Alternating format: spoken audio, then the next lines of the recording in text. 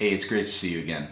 If you are new here to this channel, my name is Bill Benoist. I'm a certified professional career coach in Silicon Valley. And in today's video, what I want to share is 3 tips if you are using the online job boards. So if you're in career transition or you're looking for a new job and you're primarily using the online job boards.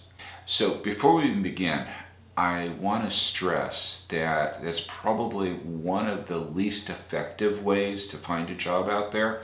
I mean, statistics are showing us that 85% of positions are filled through networking and referral, not by mindlessly sending out your resume by the hundreds to various job boards out there. Glassdoor, one of the job boards, they did a study in 2017, 5 years ago, and what they found was that on average about 250 resumes are being received for every posting out there. So it doesn't say that, I'm not saying it doesn't work. I'm just saying use it effectively. Use the job boards as a resource effectively. And that's what I want to share with you today is 3 ways to actually increase your chances of landing an interview by applying through the job boards. So tip number 1 is to keep in mind about the applicant tracking systems.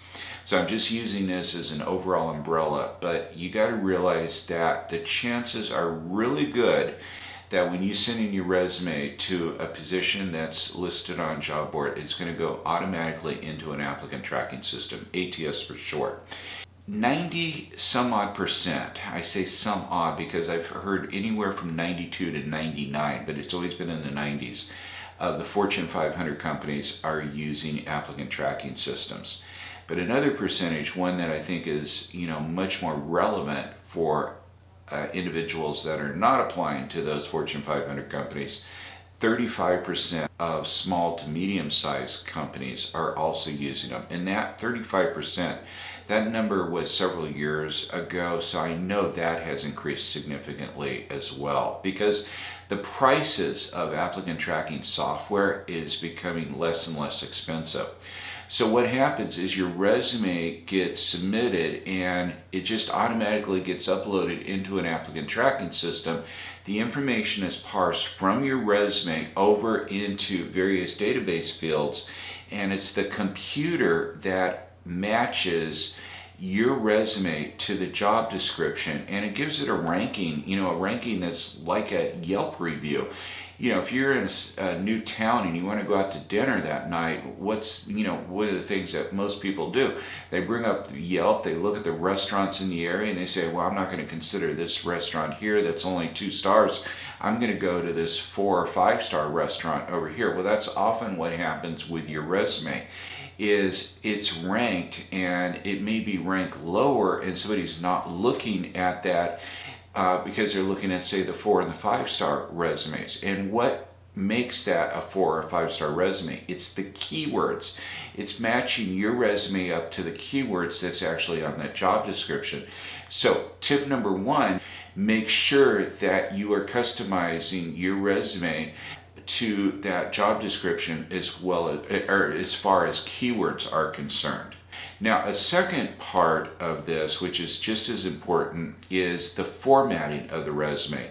Every now and then I'll have somebody, and this happens maybe 20% of the time. I mean, I wish it didn't happen at all, but maybe about 20% of the time, somebody will send me their resume for a review. And when I get their resume, it's one of these custom-made templates, often downloaded by Microsoft Office, where it looks really pretty to the eye. I mean, over here in this column, it has their skills.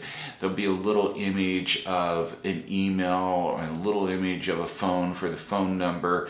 And over here in this column, the job description itself.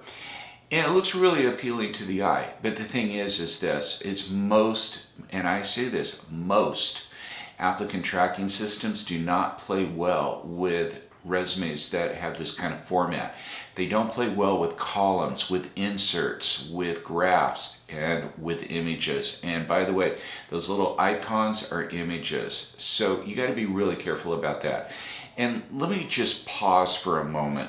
If you go to my website, and I'll have a link in the upper right hand corner as well as a link in the notes section below.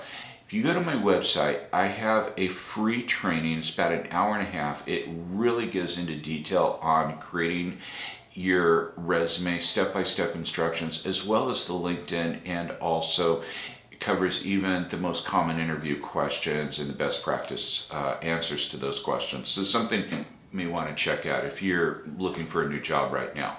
Now, I just mentioned LinkedIn. That's actually the second tip. It's actually social media, getting your act together on social media, because there's a really super good chance that once your resume is pulled from one of these online job boards and it's selected, one of the first things that they'll often do is then go to your LinkedIn profile. So you want to make sure that your LinkedIn profile is up to date. And again, if you're struggling with LinkedIn, check out my free training that I have that covers that.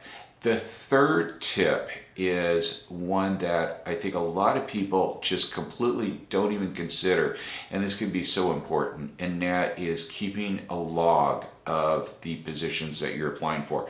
You know, what I would actually recommend is when you're looking at that job description, do a screenshot of it, create a folder, just a folder on your desktop, move that screenshot over into the folder, and then label that folder with the company's name and probably, I would say, the date that you applied for that position. And then maybe have one mother folder that just reads job positions applied for, or job positions. So every time you apply for a position, create a folder, that name, maybe it's Facebook or Intuit or some other company name, put the job description in there, then put it into the mother folder. Because what will likely happen is that if you are called for an interview, it's going to be a couple of weeks down the line and you no longer have that job description handy. And you want to review that job description very carefully before that phone screen, and definitely very carefully before any kind of interview, to make sure that you can address what they are looking for as far as, you know, your skills that are involved there. So those are the three tips that I have for you. One, be very conscientious that your resume is likely going to go into an applicant tracking system. Two, make sure that you get your social media and specifically your LinkedIn up to date. And three, keep a log of the positions that you're applying for. So I hope you found this video informative and useful. If you haven't already done so, make sure that you subscribe to this channel, hit the bell notification, as I do upload new career tips and strategies every Tuesday, and I'd hate for you to miss anything. Thanks for stopping by, and I look forward to seeing you next week. Take care.